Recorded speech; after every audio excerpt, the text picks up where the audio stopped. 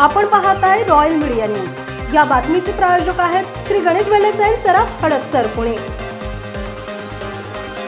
राज्यात मराठा समाजाच्या आरक्षणाचा विषय तापला आहे। राज्य सरकारने अधिसूचनाकडून मराठा समाजाला स्वतंत्र 10% आरक्षण दिले, तर दुसऱ्या बाजूला मराठा समाजाला आरक्षण मिळावे यासाठी आंदोलन आणि उपोषण करणारे मनोज जरांगे पाटील मराठा समाजाला ओबीसीतून आरक्षण द्यावे या मागणीवर ठाम आहेत। दरम्यान मराठा समाज आगामी काळात अधिक तीव्रतेने आंदोलन करणार असल्याचं समाजातील कार्यकर्त्यांनी सांगितलंय। यासाठी वेगवेगळ्या ठिकाणी मराठा समाजाच्या बैठका चालू आहेत। अशीच एक बैठक आज दिनांक 29 मार्च रोजी छत्रपती संभाजीनगर येथे आयोजित करण्यात आली होती। या बैठकीत 2 गट भिडल्याचं पाहायला मिळालं।